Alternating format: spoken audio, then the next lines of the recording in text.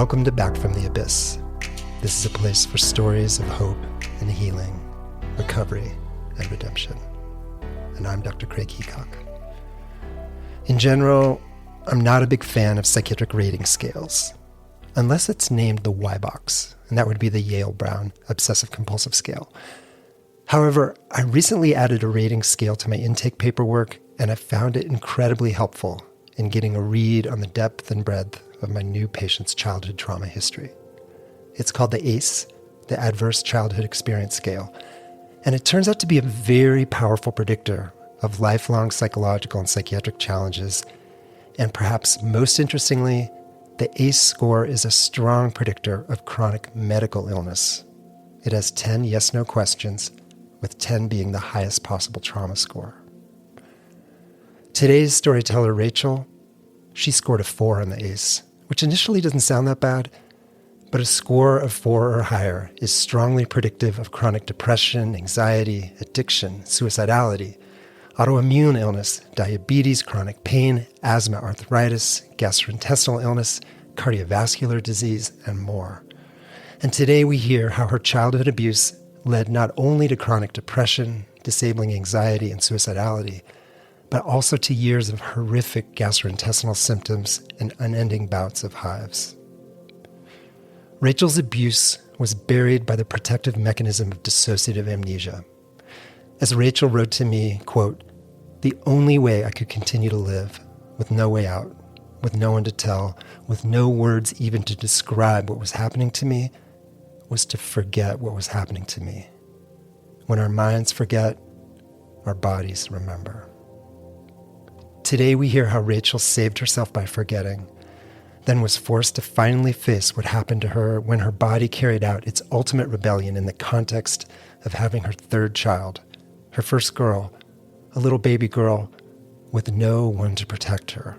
Or at least, that's what the fearful and unrelenting obsessions began to say.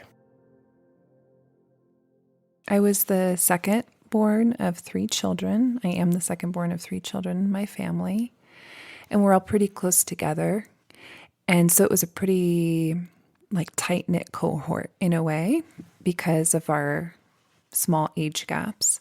And also because my parents chose to homeschool us K through 12. So we were each other's siblings and classmates. And so a lot of our time was just spent together as siblings, as a family. So in many ways, there's some really positive memories that I can tell you from my childhood of swimming in the backyard, riding my bike around, playing foursquare in the front yard with my siblings, building volcanoes in the sandbox, all these really sweet, nostalgic, simple, pure, lovely memories of my childhood.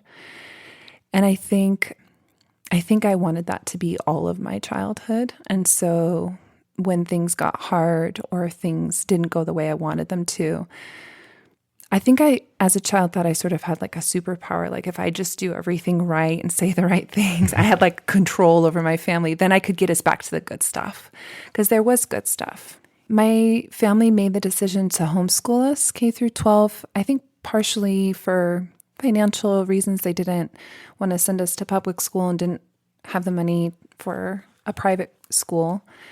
But a large portion of it was for religious reasons. And there was, over the course of my childhood, sort of a growing closer and closer to more maybe conservative Christian beliefs.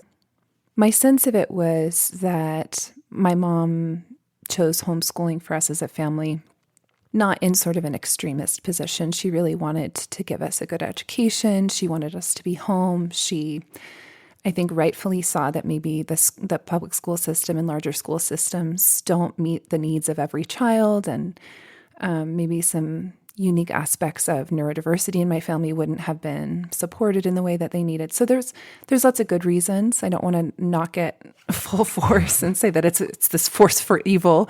But for me, as much as it probably supported me and helped me with my social anxiety and sort of protected me of what maybe could have been a very scary and overwhelming experience being in a school system, it was also just sort of a way of maybe making a separation between the real world and maybe my world that I was living in. So it felt like there was a real split because we were in this sort of very conservative Christian religion, and then also in this homeschool experience with other homeschool families. That was our world was small. So that was sort of the whole world. And then everything else was sort of like this world that we didn't access. Was part of the homeschooling to protect you from the outer world, to kind of insulate you from bad ideas and bad forces? Yeah, and that was explicit. That wasn't like an implicit thing. It was intentional to be, I mean, it's sort of a phrase that people have on bumper stickers now, like not of this world. But that was a real tenet of, like, we are in the world, but we're not of the world. We're different, and we sort of create our own, especially when I was being raised in the 90s, our own like Christian culture. Like we had our own movies, our own music, our own teen magazines, our own books. Like we created our own culture. So it was a separate culture from what the world was living in. And that, I think, you know, if you're in it and you believe that that's the right way, it can make you feel really safe. Like you're doing the right thing and you're accessing the right music and movies and all these things. But then if that's safe, then everything else is really, really scary. That religiosity, I think, was something that I did see as a source of safety for me, my connection to God, understanding my role as a Christian, as a child of God. There were lots of beautiful things about what that community gave me, friendships. And also there was this really insidious side that I think a lot of people are coming out and speaking about now, related to purity culture, related to certain doctrines about total depravity, related to the doctrine of hell, just different things about how the church, at least the churches that I went to at that time, treated women and queer folks and divorcees and just things that didn't align with maybe their more rigid fundamentalist values. And when I think about my story, so much of the story that I want to tell you about is the story of sort of dissociation throughout my life. And I think maybe one of the first ways that dissociation was taught to me as a way to live life is through these ideas of not being able to trust myself, that my desires are bad, that my body is a stumbling block, that my thoughts couldn't be trusted and were impure. My feelings were wicked. My heart was wicked. All of these ways that I was taught to sort of split off from parts of myself and suppress or repress or deny feelings, thoughts, needs. And I really think that's, in my experience, maybe an example of sort of teaching someone how to dissociate. And so I was already pretty good at it. I took to it really quickly. I was like, yeah, I can split off from that part of me. I can ignore that need. I can push down that feeling and soldier on and be brave and be, whatever it was. I was really good at that. Sort of the more that you learn to split off from yourself, the harder it is to push back to and to resist because you're in it at a certain point. It was in this context of sort of maybe wanting to cling to the good parts of religion and homeschooling and family and Christianity, and also being already really well versed in dissociation at that point and wanting to be a good person and that this is the way I do it, that I began to be sexually abused.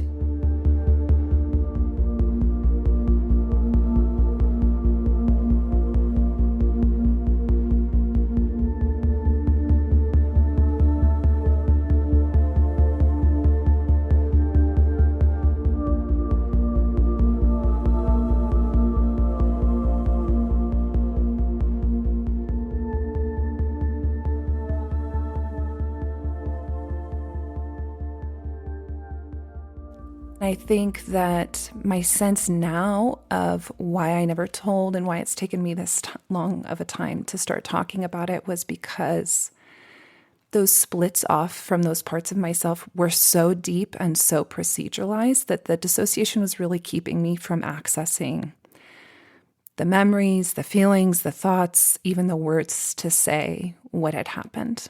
Like you could have been at school the next day and literally had no sort of overt memory about what happened. That's exactly right. Yeah. The memories would essentially be erased as soon as it happened. And I wouldn't remember the next day. And sometimes it would pop into my consciousness, but so quickly that, I mean, when I say the dissociation was already proceduralized, it was like so fast. It was just gone, right? And I am grateful for that in many ways. I think there was a time where I was maybe upset with myself about forgetting, feeling like I betrayed myself for forgetting. But at this point in my life, I'm so grateful because I know that in that context, that was the best thing I could do. Protected you. Yeah, it protected me from feeling all the pain and the terror and the betrayal and all of that. I was too little and didn't have enough support.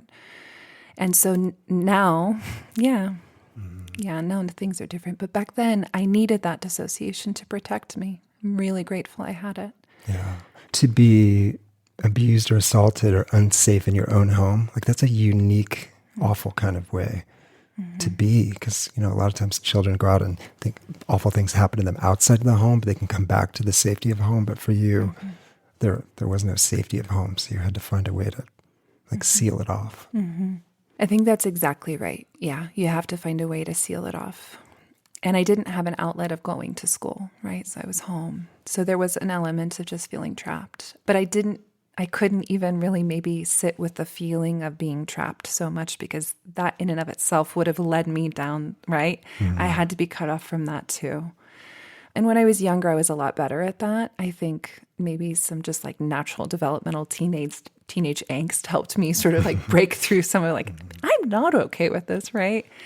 So when I look back, so much I've shared with you that it's so hard to tell a coherent narrative and a coherent story with a childhood full of dissociative amnesia because there's so many blanks. There's so many blanks. Chronology is very hard for me to access. I have like flashes of memory, but like the chronology of it is a struggle for me. Do you remember how and when like your psyche, your spirit, your body started to break down or started like this, I guess like this sealed up stuff started to break through and affect you in your day-to-day life? Yeah. Makes me emotional when you ask me that. There's just so much tenderness I feel when you ask me that about like little me holding this all alone. Yeah. I guess I can answer that question in 3 parts. There's some physical ways, some relational ways, and then some like mental health ways, maybe that it started coming out for me. Physically, I would have a lot of hives, rashes, stomach aches. I would throw up. I had insomnia, just like multiple physical ailments throughout my childhood that didn't seem to really, they were chronic in that they would happen repeatedly, but it's not like I was like in so much pain I couldn't function every day. So it was just sort of like something I lived with in many ways. I think when you go and seek treatment for stomach aches, and like even if you get really great treatment, like if you're still living in the home that's giving you the stomach ache, you're just going to get the stomach ache again, right? So even when, I would access healthcare about this, it didn't seem to be very helpful for me.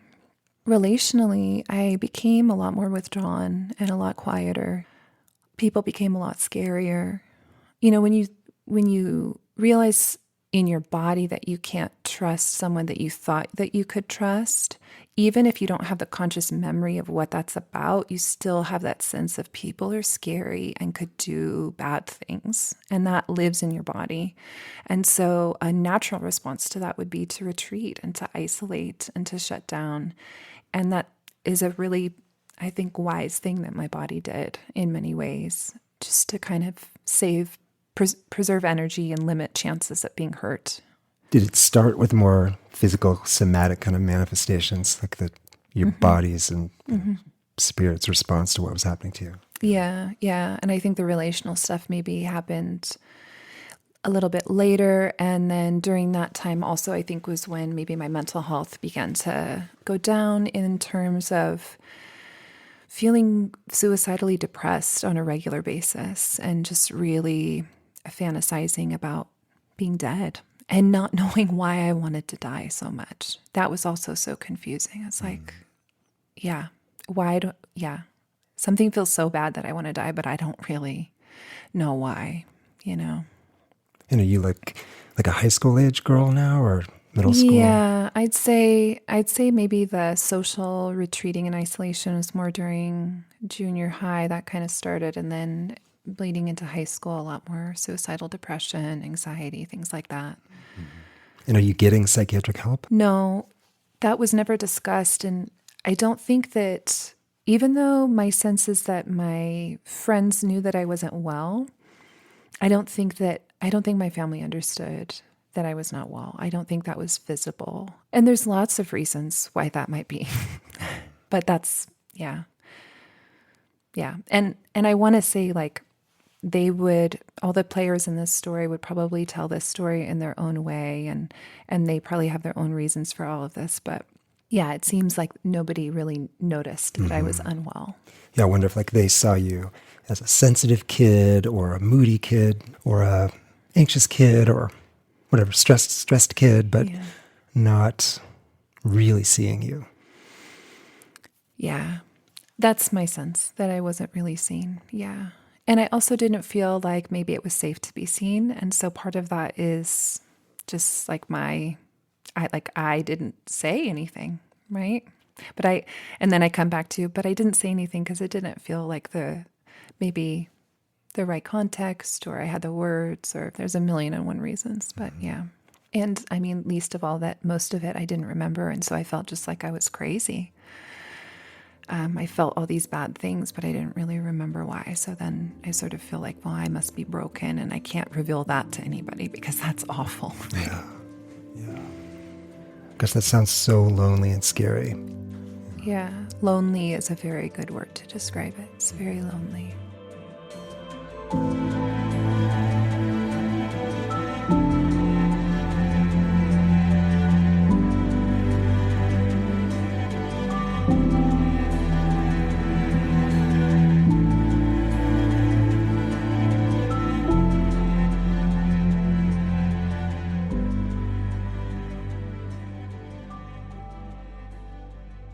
When I went to college, I went to a small Christian college, and I really didn't know what it was going to be like living outside the house, being in this big, like, you know, you're going from like homeschooled K through 12 to like living on campus with a few thousand other people. It's a big change. It was a big shift. And my sense of what happened is that I was sort of holding it together at home. And then when I went to college, I began to decompensate.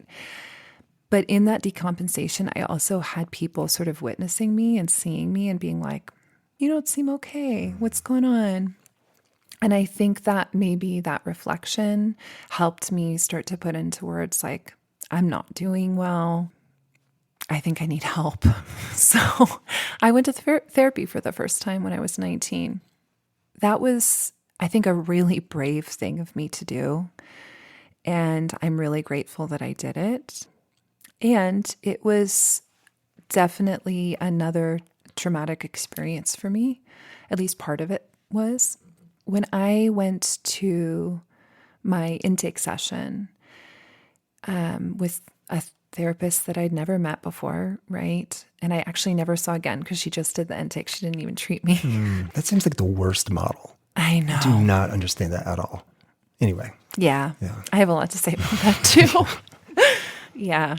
So I was really, really brave, and I disclosed that I had experienced sexual abuse. And I just remember being, oh my God, like so nauseous, like so scared, like not even knowing what words to use to describe, and like looking at her face and like terror and like also some relief. Like I said it out loud, you know, just like so much complexity. And so I said it, and she said, okay, I'm going to step out of the room. I need to go talk to my supervisor right now. And I'm like, oh shit. Like, am I in trouble? Like, what just happened, you know? And she comes back and she says, I just checked with my supervisor and this doesn't need to be reported. And I said, oh. And so in my mind, because I didn't know anything about reporting laws, like nothing had been explained to me. This is my first time in therapy. I know nothing about mental health. I just thought, like, I think my brain internalized that as don't ever talk about this again. Nobody wants to hear about it. And it's not important. And it's not even important enough to report. It's not important to report. And that was on my intake, and that never got followed up with my therapist. So it just got reinforced, like maybe she was thinking, oh, she'll bring it up when she's ready. Maybe that was like the thought process. But do you think you needed some distance, like going away to college, to really begin to access the memories? Because it sounds like when you're adolescent at home, like it was so buried and sealed off. But then you went to college, you said you were at age 19, you were able to access some of those memories and to start to talk about what happened. I think you're exactly right. I think when I left, the initial decompensation and then the accessing of more memories is directly related to like, okay, I don't have to like hold myself together and be hypervigilant so much, right? I can be a little wobbly, you know? And maybe when you're wobbly, that's when those memories start, my senses start coming back. I am intentionally sharing this part of my story because I think it's really important for us to start challenging maybe some DSM diagnoses or the way people view someone who's coming in for trauma therapy, and to destigmatize some of this stuff.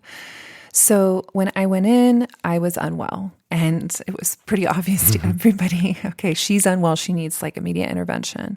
So they got me with a psychiatrist. I started taking psych meds. And were you given a diagnosis?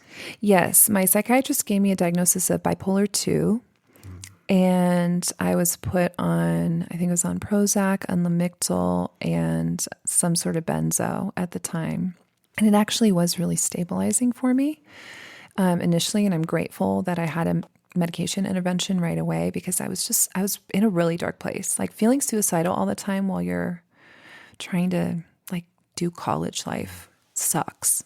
And it was also very still physically manifesting with just like debilitating pain, stomach pain and insomnia. And I was given something to sleep too. That was the other medication.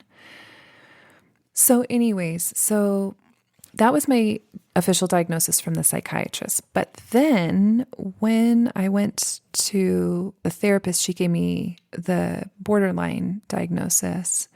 And I learned about that after I had requested my medical records when I moved away, when I graduated college and moved away, and it was on my medical records that she had diagnosed me with that.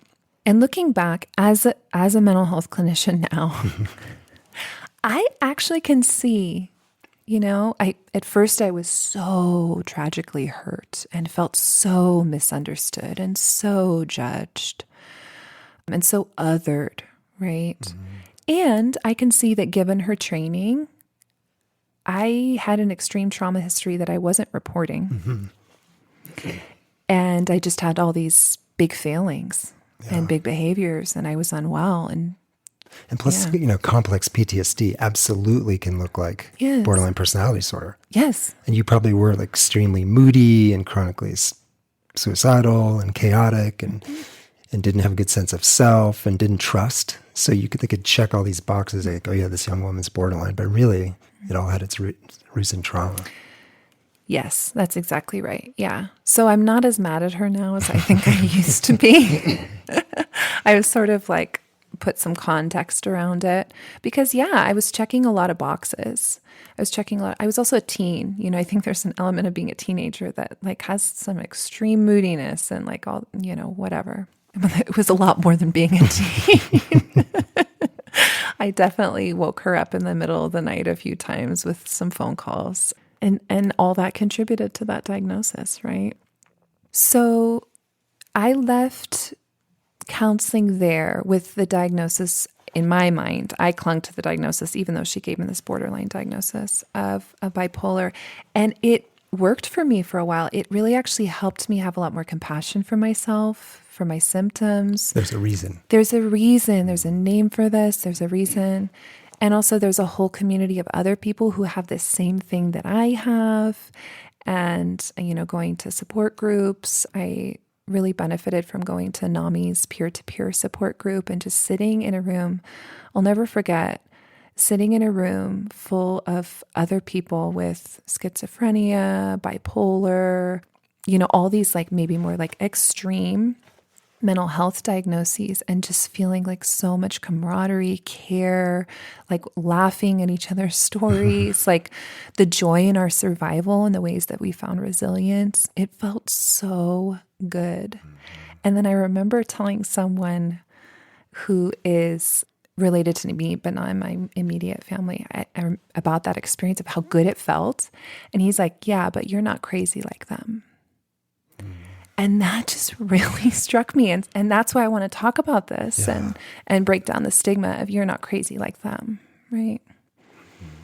And that I was never crazy. No, you were never crazy. And, you suffered alone for so long, and then you found community. Yeah. So that's so beautiful. Mm-hmm.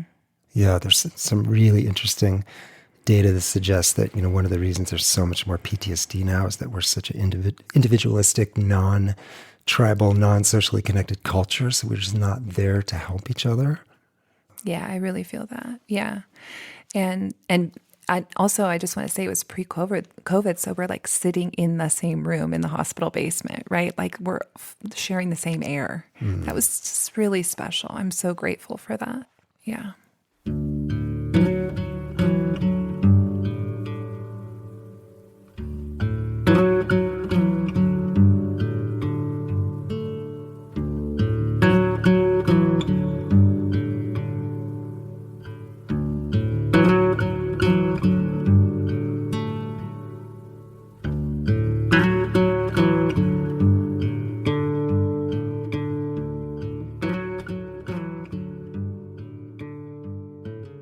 An interesting thing about my husband and I is that we grew up in the same church together as children. And that's where we met. That's one of the things that I think is really important about our relationship, and why I trust him so much is because he's known me since I was a child, and he's been a safe person. Yes, we've both made mistakes. We've both, totally messed up, but the amount of repair and safety that we have in our relationship and the amount of trust is the reason why we work so well together. And just to kind of put it into context, the amount of trust I need for the level of trauma that I've experienced, I need almost perfection. And I have to be really honest with myself that's what I need from a partner. And he's willing to really put in the effort to meet that for me. Yeah. And it blows my mind to be loved like that. Did you start dating in college? So we started dating when I was 18. I wasn't allowed to date before I was 18. That was a big no-no. All the sneaking out with him is part of the story too, but not officially dating until we were in college. So we were sort of long distance dating for that time while I was in college. And then while I was in college, he also moved out of state. So our whole time dating really as adults was long distance. But we had this foundation of our childhood that we really sort of like leveraged for connection during that time in an important way that worked. It was really hard, but it worked. And then 2 days after I finished college, we got married. And I was 21. So my sense of it looking back now is there's lots of reasons why we got married so young. But one of them was I think I knew that I needed him. And I knew I needed to get away and get out and get space and just be with him. I love this part of the story that you chose well, because so many people coming out of trauma unconsciously are drawn to someone like their abuser. They recreate the trauma bond. They just, trauma begets trauma. But you actually chose somebody, as you said, who was nearly perfect, who you felt safe with, and who could sort of scaffold you into the horrific years that were coming. Yeah. I wrote as I was preparing for this, and I've said this several other times, that he loved me back to life. And that's really what it feels like. And he's still doing that. That's so beautiful. Yeah. It's an incredible thing to be loved like that. And it's an interesting dynamic that we have, because I've been unwell for our whole relationship. I'll say sometimes things like, yeah, well, I've been in crisis for the past 6 months, or I've been in crisis for the past year. And he goes, Rachel, you've been in crisis for the past 15 years. We've been married for 15 years.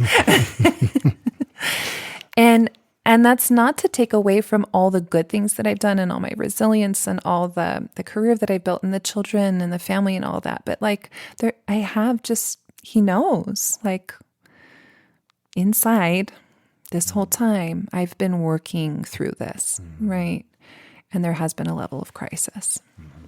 How and when did you get back into treatment? So when I moved away with him, when we were first married, he and I made this agreement that we were just going to prioritize my mental health. And again, still at this point, not knowing that this is trauma. No. Yeah. Not really. In your mind, this was bipolar 2. This is bipolar. Yeah. Okay. Yeah.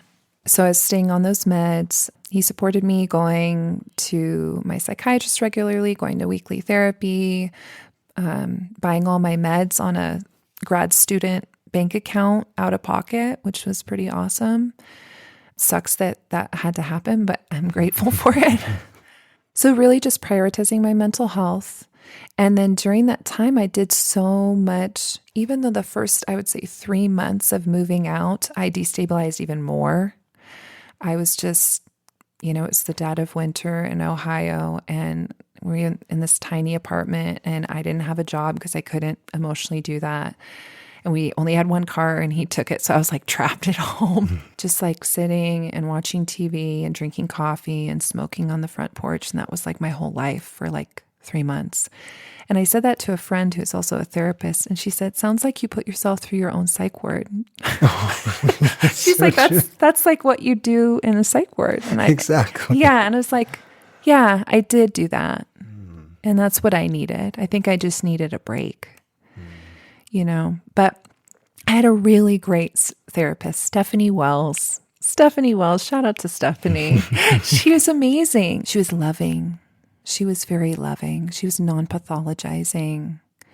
She was not rigid. She was very flexible with the way she kind of interacted with me. It was the opposite of my previous experience in therapy. And I just felt this is so good. This feels so good. And this is really helping me. And I did so much stabilization work, both just being married. And then once I finished my psych ward admittance, I went out and got a job. And I started working, and I was able to hold a job, and I just started living again a little bit, making some friends. It wasn't good or perfect. It was still really dark a lot of the time, but I was more functional. And that was important. I think I needed to start functioning again. And then coming back from working with Stephanie, I was inspired to become a therapist. That's sort of when that happened. My relationship with her really inspired me. In your work with her, did you guys get into trauma, or that still hadn't? No, it was just relational. Okay. But you needed that too. I think I couldn't have done any trauma work without learning how to build a safe relationship with a therapist. Yeah. I love how you said she was so loving. So loving. Exactly. That's what you got with your husband. Yeah. With her, right? That's all this resourcing. It's she was getting you ready for what was going to come. Mm-hmm. Yeah. Yeah. So then I came back and started grad school. And with grad school, you have to also be in therapy. But I was kind of bouncing around from therapist to therapist. I couldn't find anybody that felt like the right fit. I got my hours in, but I didn't do any work during that time, really. Although, there's maybe a way of saying I did good work by saying no. By saying this is not what I need, and I'm not going to force myself to show up if it doesn't feel right. I think for trauma survivors, saying no is important, right? Absolutely. Learning how to say no. So I was sort of out of my own care for a bit there, which was not great. Now that I look back, the amount of therapy that I was giving to these highly traumatized communities, and I wasn't getting my own care, double thumbs down, would not recommend. Not good for them, not good for me. I think that there was some good work that got done in that, but I could have been a lot more resourced. Mm-hmm. Do you think you were doing much of that therapy in your own dissociative shutdown? Some of it, for sure. I worked a lot with kids, and I think that helped me. I think it helped me get back into more of a flow state, more of a connected, attached place. And when I was with them, I actually felt my best. And then I'd go back to life, and then it'd still be not great, you know. Although, you know, I do think I would say the trajectory was going up still. Like after working with Stephanie and then moving back to California, going to grad school, things were looking up in many ways. Emotionally, at least I would say, and relationally, I was learning how to attach again. I was learning how to trust, build new relationships. My somatic symptoms at that point were horrible. I was throwing up a lot. My stomach aches were horrible. My insomnia was horrible. So it's sort of this theme that goes throughout my life of my body reminding me, hey, things are looking good for you. And we're going to remind you that there's stuff you still have to deal with. Yeah.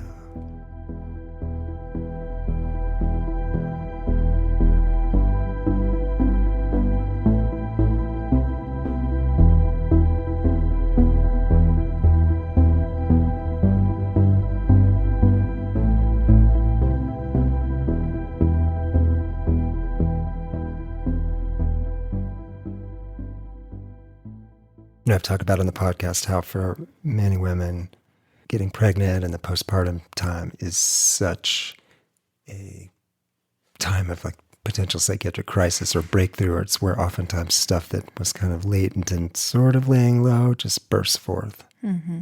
Yeah, that was true for me. Mm-hmm. I don't think I've written much to you about my postpartums, but is it okay if I share a little bit? Yeah. So I always wanted to become a mother. That was a really deep longing of mine. And I became a mom when I was 28. I had no clue how motherhood was going to change me. I had no clue. Yeah. And I think that's probably true for everybody. My oldest, this is my sense of it now, and we'll never know. But my sense of it now is that my oldest, who was born like hypertonic, he was crying, there was lots of reflux, he couldn't sleep. He had all of this physical, emotional instability. We would talk about he just rage. Like rage was the word. If we were to describe his mood, it would be rage. And he couldn't soothe hardly at all except with me. I was like his person. And so I was working during that time. I went back to work when he was 3 months old. And between the pressurization of just like being thrown into parenting, like plus a child who wouldn't sleep and wouldn't eat unless I was there. So it was like running home to nurse him because he wouldn't take a bottle, or just knowing that while I was there, he would be given a bottle, but he'd probably refuse it. And he was going to be crying hungry when I got home, which would just like wreck me, break my heart. Just the pressure of that, feeling like I was failing at motherhood, feeling like I just want to get my hours done so that I can be done with this agency job. You know, there was like so many pressures, right? And I became pretty unstable. I became suicidal again, maybe the worst since college, suicidal and homicidal for the first time. Towards the baby. Yeah. Yeah. And I didn't want to talk about it to anybody. I didn't want to tell anybody. I was so afraid that was like the nail in the coffin, that I really was crazy.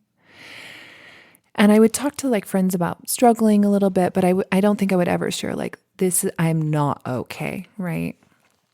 And I remember this specific time I called my husband and I told him, you know, I've been fantasizing about all of us dying in a car accident. And he was like, yeah, me too. And then I was like, okay, we need to talk about this. But it felt actually so good to hear him say that. I was like, oh, phew, I'm not the only one. It's bad. And I'm not the one making it bad. It's just bad. It's hard. So my sense of my son's difficult transition earthside was that when I was pregnant with him, my nervous system did some stuff to his. Yeah. And that he was a mirror to me of all of my unhealed pain that I couldn't ignore. And I think that's part of why I became that homicidal urge of like, no, no, I know I'm not going to look at this. I don't want to look at this. Yeah, he was showing you. He was showing me. It seems like marinating not only in your stress hormones, but just in your energy field of just like, where trauma lives. Yeah. Yeah, and then he pops out and he's showing you this is what's inside you. There's maybe rage inside of you. There's so much that you've just been stuffing down because you had to. And I'll say at the same time, I just chose to also experience birth and view birth and approach birth as a chance of embodiment and empowerment. And I don't know where I got that idea from, but I was like, that's what I'm going to do. And so I, created a care team that was really supportive, and I birthed my baby in the water. I had like the birth that I wanted, and I was able to breastfeed and all these things. And so as much as like it was really, really hard, I also got this gift of like, maybe my body isn't broken. Maybe my body can do some things and I can trust it a little bit. But that didn't feel solid. That was like a maybe initially. 3 years later, I had my second child, and that pregnancy and birth and postpartum was interesting because that was right at the time that I was transitioning away from Christianity. Up until this point, I was still considering myself a Christian and definitely not as fundamentalist or conservative as I was raised, but still like in that wheelhouse. That was my worldview. And while I was pregnant with my second son was when the veil was lifted for me. The veil was lifted for me, and all the rigidity and the legalism and the fundamentalism and the you're in or you're out, like it just didn't make sense to me anymore. As freeing as that was, it was also just like deeply sad. It was deeply sad. Yeah. Because like I said in the beginning, my connection to God and the church had been a positive force in my life. In some ways, even though it was also not, right? But like I wanted to hold on to the good parts. I wanted to hold on to the good parts. And so there was a lot of grieving that happened. And there still is grief around maybe the loss of that religious identity piece and the community that it brought and the safety and familiarity there. My second postpartum, I did also experience some mood instability, but I wised up. I had wised up and told myself I was never going to let myself suffer like that again and not reach out. So I called within my first like 6 weeks and was like, put me on something. and we did. And it really helped. I think it was really supportive to be on Zoloft. It was really annoying to wean off of, but it was really good to be on for that time. I think I needed some extra support because that was a hard year having 2 children, and there was lots. That was 2020, so the pandemic was going on. There was a lot of stressors. I think that probably added to I think there was a huge increase. You could probably know of postpartum mood stuff during the pandemic. That makes sense. Yeah. Just a side note for listeners, the SSRIs don't really do anything for trauma, but they help a lot potentially with postpartum stuff. Because they smooth out hormones and progesterone. So I'm guessing that's what you're experiencing. Yeah, I think that's what I was experiencing, and I'm grateful for them.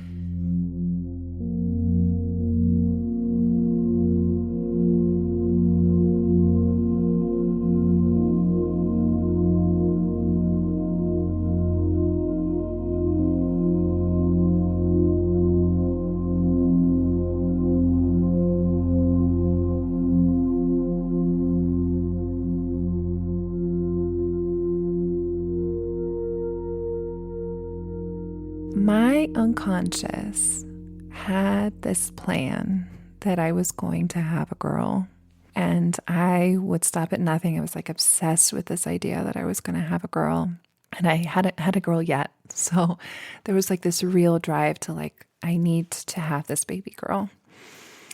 And I ended up getting pregnant and had my baby girl less than 2 years later. Now I look at that drive as just the part of me that wanted to know the truth, the part of me that wanted to heal, the part of me that wanted me to come face to face with what had happened. Because what ended up happening was my daughter was born, and I started having all these physical, like instead of throwing up like once every 3 to 6 months, I was throwing up every day. Debilitating stomach aches, not sleeping, lots of nightmares, which I hadn't had previously. Lots and lots of nightmares, lots of intrusive thoughts and worries. And it was just like really debilitating. And it was scary. It's so scary to start viewing everybody, especially your own family members, as potential, your husband and your sons as potential perpetrators. That's not a good feeling to have as a mom to a newborn baby, And it had to be girl. Because with the boys, there was no feelings that there were perpetrators in that home. But when you finally had a girl, like she didn't feel safe for her. And I needed to be hyper vigilant, right? And so that's what I think all the nightmares and the insomnia really ramped up about, was like, you need to be alert and aware and terrified. And that's appropriate. I'm grateful. Mm-hmm. I'm grateful that that's an appropriate response, right? Absolutely. Yeah. So that's when I started getting back into therapy again, really. I had like dabbled in and out, but I hadn't found maybe a modality that really worked for me or a therapist that really worked for me. And large reason is it's really hard to go to therapy and work on something that you don't even know happened or existed. And so I would go to therapy and I'd be like, yeah, this is going on with my kids, or yeah, I've just been really depressed lately, can't sleep. And they'd be like, wow, that's really hard. And, we would talk about how that impacted me, but like nothing was moving. It's nice to get care about, but it felt pointless. And so I wasn't really staying consistently in it. And I tried different modalities. I did some IFS work. I did some brain spotting work. I did some EMDR work. And, maybe there was like some little benefit through each, but because the dissociation, full dissociative amnesia, there's nothing there. You don't have access. So because for EMDR, you need a target, right? Yes. For brain spotting, you need a target. You need a target. And so you can't do that with full dissociative amnesia. And so, and I didn't even know that I had that, right? So I'm just like trying to do this work, and, they tell me, on a scale of 1 to 10, and I'm like, oh, like, this just feels like, this feels really meaningless to me, And so it was actually at that time that I was listening to this podcast, and I listened to an interview with Micah Stover, and I reached out to her and I started doing some work with her. And I'm really grateful. Yeah, she was a really gentle entryway into doing somatic psychedelic work. And initially it was still because I hadn't had any recovered memories. It was a little like, it was sort of like we're searching in the dark, is maybe what it felt like. There was not a lot of material coming up, but there was maybe some attachment work coming up. And then I had this one profound experience with her regarding a miscarriage I had in 2021 between my second and third children. And I, in that session, was able to, it's not like a conscious thing that I directed, but my body started enacting laboring and giving birth to this child. And then I had this really beautiful experience of holding them on my chest. And I just was like weeping and just felt so profoundly connected and just like could feel them right there with me. And then there was this sense that their soul was enveloped back into my body and then back into the universe. And that session was so life-changing. It was like a veil was lifted too, that this kind of healing was possible, that this kind of visceral healing was possible. I was so shocked by how not intellectual it was. It was completely experiential, right? And that my body was in the driver's seat. It's not like she was saying to me, now remember your miscarriage and blah. It's just like my body started doing this and I just was along for the ride. It was my body wanted to heal. My body wanted to bring me back into relationship with this child and back into relationship with myself. So that's when I decided that I wanted to do this. That session really changed everything for me. I thought, if this is possible for a miscarriage, that, miscarriages have varying levels of trauma based on the person, right? For me, that miscarriage wasn't particularly traumatic in my experience. And so I thought, what else could I work on? What else could we do here? Could there be anything there? Could there be anything there, right? So yeah, I signed up to be trained.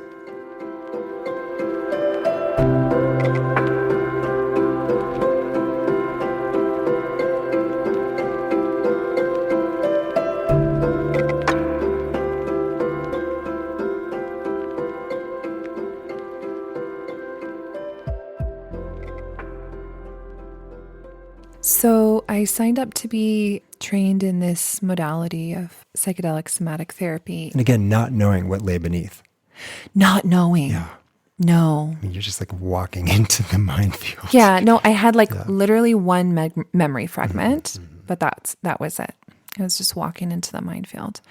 And I talked to my therapist ahead of time because these trainings are very small and they're intensives and they're experiential, where the therapists are taking the medicine and doing their own work with the understanding that experiential trainings are some of the best ways to learn, just like they do in EMDR and brain spotting, right? A lot of those trainings are experiential too. And I think it's right to be experiencing the medicine and the modality that you're going to be offering. And I didn't know what I was really signing up for, because my little group cohort was 3 males and then me and then a genderqueer therapist. And like I wrote to you, I wouldn't recommend a woman with unprocessed sexual abuse going into a training with 3 men in the room and being under the influence of medicine, especially, right? It was a very powerful week. It was an eye-opening week. I'm grateful for that week. And it was very destabilizing. And my sessions were really just me kind of ping-ponging between just like intense panic and deep dissociation, like where I didn't have a body. I was the stars. It's not even like I'm out there, I'm with the stars. I was the stars. I was scattered in a million pieces. And that's how dispersed and dissociated I felt. And it felt so good. I was like, this feels so good. There was a lot that I experienced for the first time during that week of like really starting to notice, what is dissociation? How does it show up in my system? And then, as what often happens after an intensive, and I didn't, I think, have the aftercare and the support that I needed to have in place to really hold me up after that, because I didn't know what I was walking into, and nobody did. Nobody did. So then I really destabilized, and then dissociation sort of like, and ping-ponging back and forth between dissociation and rage and panic became my life. Like that spilled over. And I'd say that happened maybe most dramatically for like the 7 weeks after that training. And 7 weeks is a long time when... And again, not knowing what's driving it. Right. So I sort of got a clue, right? So during that intensive, I was really, really triggered around my trainer, and that he was male, and even just looking at his foot was triggering. And during our sessions, it's an intensive week. So we had 4 medicine sessions. And I think it was during maybe I think it was the second or the third session. He'd been asking me this whole time, okay, notice the terror, notice the panic. What is it that you're afraid of happening? Like, let's see, like, what is it? Because I was just like so in the terror. I was disorganized. It was chaotic. And I kept saying like, I'm afraid you're going to hurt me. I'm afraid you're going to hurt me. But inside my head was, I'm afraid you're going to rape me. But I was too afraid to say that. And then finally I said it. And then it felt like so real. I am afraid you're going to rape me. And so I had this sense like, there's something going on here.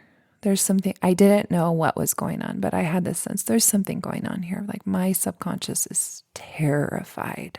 And unfortunately, all those fears that I had when my daughter was first born of people being predators, of everybody being predators, really ramped up at that time. Like, I don't even know if I'd be able to sit here with you one-on-one, because every male was a threat in my system. And I had to really talk myself down from that. But it was scary living in my body when every male feels like a threat. Including your husband. Yeah, that's right. Yeah, that's right. Yeah, and that must have been really telling you something, because this is someone who'd been so safe for so long. And yet now he feels like a threat. Yeah, yeah.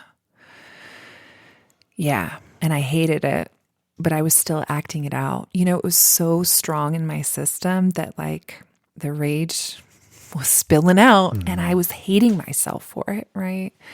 And I think a testament to him is that he's patient and he has boundaries. Like, you can't talk to me that way, like, let's reel it back, right? But I think he has a lot of capacity for understanding that this is some pain that I'm expressing that's not about him. And that's another reason why I could not be married to anybody else, because he has so much space for all that. Yeah. And it was during that time, actually, that my oldest, who's, like I said, so emotionally attuned to me, said to me, we were at Descanso Gardens, like hanging out, me and the kids. And he said to me, "Mom, ever since you went to that training, you haven't seemed like yourself." And I was like, yeah. And this is probably maybe like 6 weeks into the destabilization. And I was like, yeah, I haven't been myself. And I'm glad you told me, and I'm glad you noticed, But it was like a real wake-up call. Like, I can't keep the lid on this, is kind of what it felt like. There's no more pretending that I'm okay. Like, I'm not okay, right? Which was really scary, because like, here I am, a mother to 3 children. I've got my own practice. Like, I don't want to admit that I'm like very not okay right now. I think that's part of why I want to share this story, is because I think it's so important for us to understand that like, there's no expiration date on when you can start on a new healing project. And it's okay to be a professional with children and a respected person in your community and like go through a period of deep destabilization and be unwell. And I wish for anyone listening to this that if they feel shame about that they can know they're not alone and there's nothing to be ashamed of. Yeah.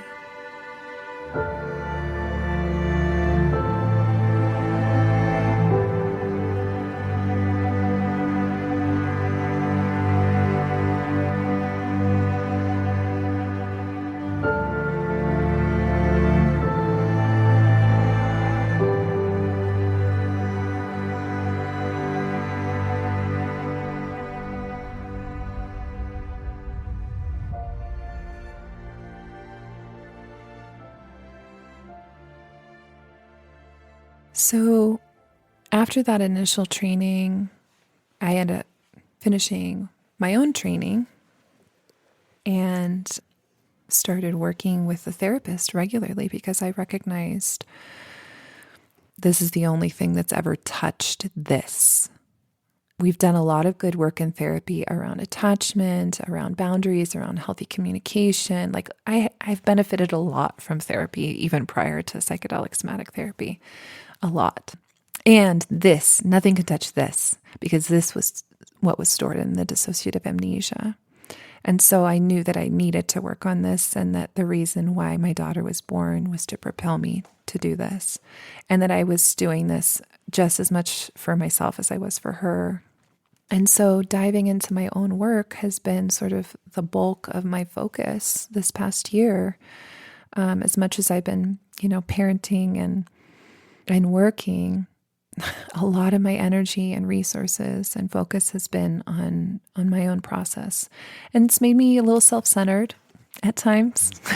I'll admit it. I wonder if you could walk us through what a psychedelic somatic session's like. Maybe one of the earlier ones where, because again, as you said, this was the only thing that was really able to get at what lay underneath to get. So can you take us back to one of those early sessions in terms of what you're experiencing, what was coming up? Like, what was that?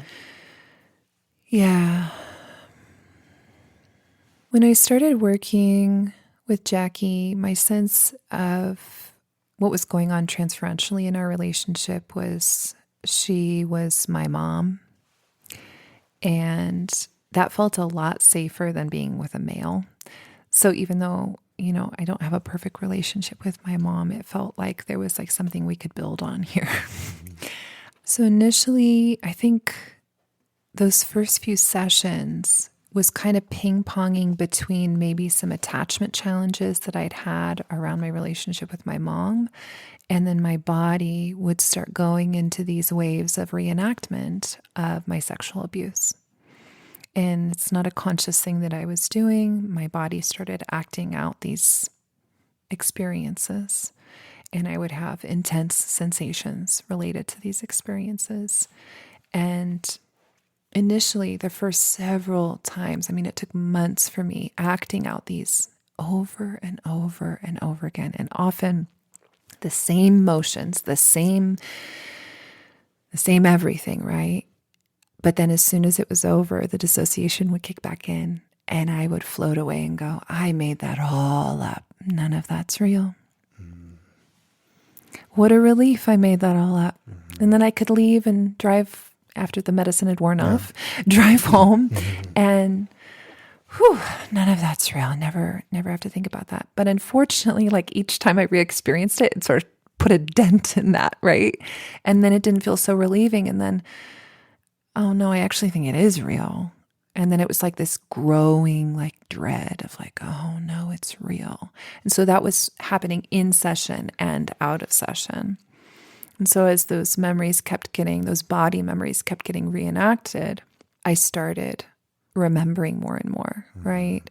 Things, I would have more flashbacks, more memories, more not clear memories, right? But like fragments of memories. There was one session, it took a while for me to get to this place where I was so regressed. And in the transferential relationship, she was still my mom. And I was trying to tell her, like, something happened, but I don't know what happened. And I don't know what to say. And I don't know the words. And we were just in that space. And I think it was really important for me to just live in that because that was my reality for a long time. That was the truth for a long time. I don't have the words to describe what happened. And I want to tell you, but I don't know how. And being able to just give voice to that felt so important. And because she's great and we have a great relationship, there was no forcing of the words. There was no, well, do you want me to give you the words, right? Or, come on, Rachel, you know what happened, right? It was like, you just take your time. And when you find the words, you can tell me I'll be right here, which is exactly what I needed to have heard, How many sessions did it take to get the words? I'm wondering if it was maybe between 12 and 15. Yeah. So you needed maybe 12 to 15 sort of deep somatic experiences, like reenactments, to finally chip away at that. Yeah. Because to say it out loud to her meant I had to believe it was true. Yeah. And so the veil lifting, like the first veil that had to lift was like, I had to say like, okay, I believe you, body, right? And then I found the words, to tell her. It was a very, very powerful moment in our relationship when I remember I took my eye mask off because we often have our masks on, I took my eye mask off and it wasn't an intentional thing. It was just like so intuitive that I needed to look at her face when I said it. I took my eye mask off and I looked at her face and I told her what happened. And she said that, she said, I believe you. Yeah. It's very powerful. So she was the first person on the planet you'd ever said those words to. Mm-hmm. Yeah. And that's, I'm grateful I didn't give up on therapy. Yeah. It can be such a force for harm and it can be such a force for good. Just like any relationship, right? And I think too, it can do different things in different stages for what you need. Yeah. Whether sometimes you need, like you said, relationally, you need to be held and loved and supported. And sometimes you need your body rocked back into where it needs to go to sort of get the subterranean psychospiritual just pus to come to the surface and everything in between. Yeah, that's a good way to put it. It's like a spiritual pus. I like that. Yeah.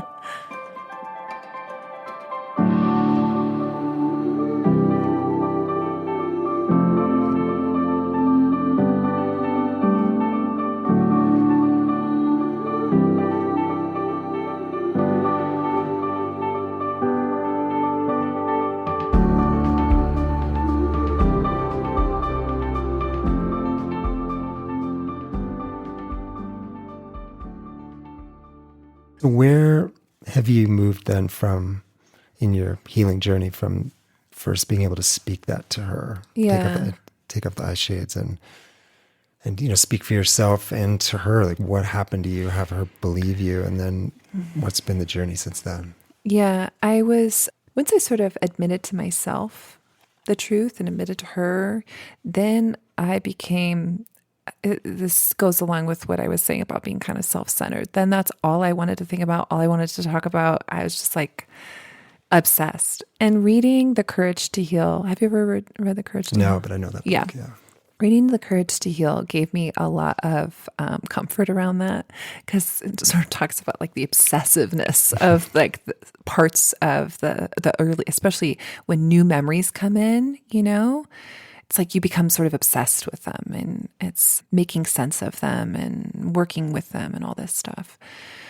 So I became sort of obsessed with it, but I also was like very, I think rightly so, wanting to be like really boundaried, and I was really angry, right? Because when you remember something bad that happened and you weren't protected and you've been holding it this whole time, I think it's right and normal to be angry. Mm-hmm.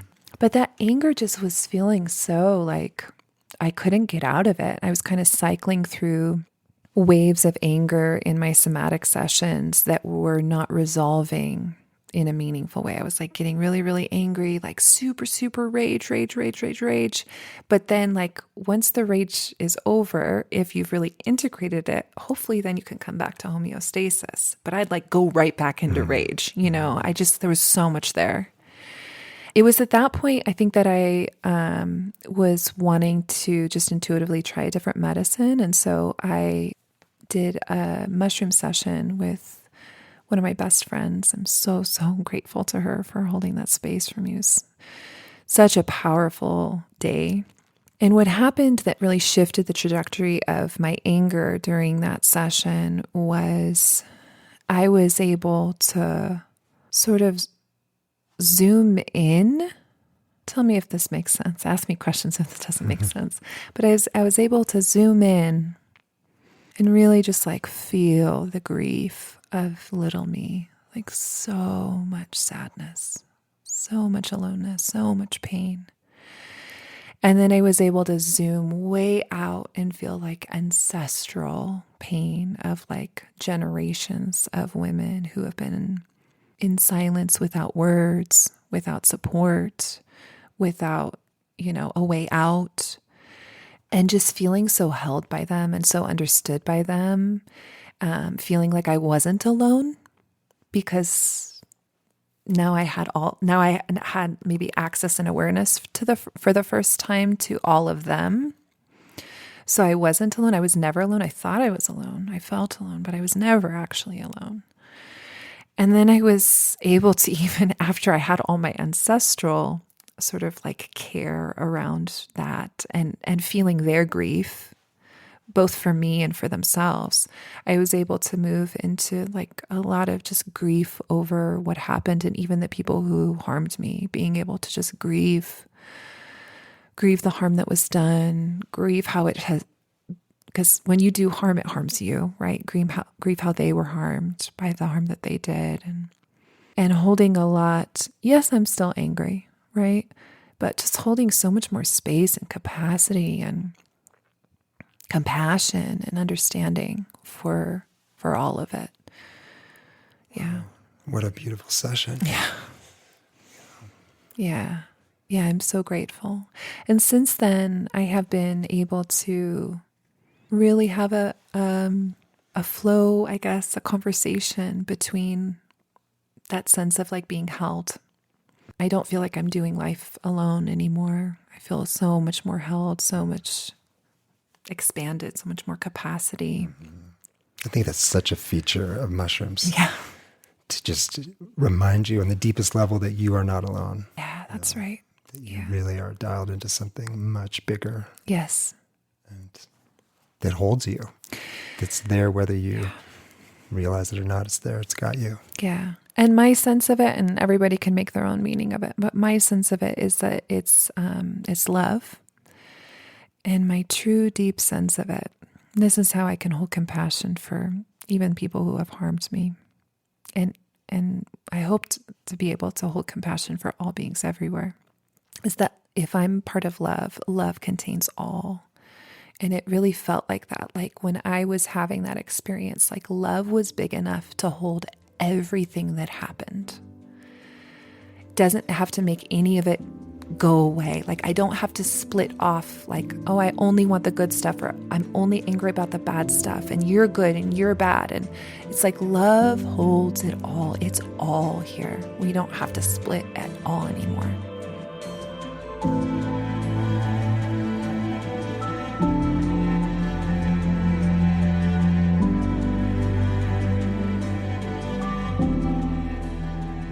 Rachel wrote the following as we were preparing for her story. Quote, "My body is a crime scene that I have to live in for the rest of my life." End of quote. Trauma healing is relational healing, and love is at the core of this healing, whether the love of a gentle spouse, a devoted pet, a loyal friend, or a compassionate therapist. Rachel first had to find safety in relationship with her husband, with her closest friends, and eventually with her therapist. And only then could she begin to do the deeper somatic work with psychedelics. Safety first, then trust. Everything rides upon this foundation. If you love what we are doing here on Back from the Abyss, there are 3 ways you can support us. First, you can share an episode with a friend or loved one. Second, you can write us a review on your favorite podcast platform. And third, and this is a new one, you can help us pay for the production costs. Now, as you all know, this podcast is a labor of love for me, and I put in countless hours each year to bring you these stories. However, I also end up spending quite a bit of money out of pocket each season, and I've been thinking that it would be a lovely expression of support and gratitude if listeners would be willing to help contribute to pay some of these out-of-pocket expenses. All you do, just click on the Support the Show link in the show notes, and that will take you to our support page. I'd really appreciate it.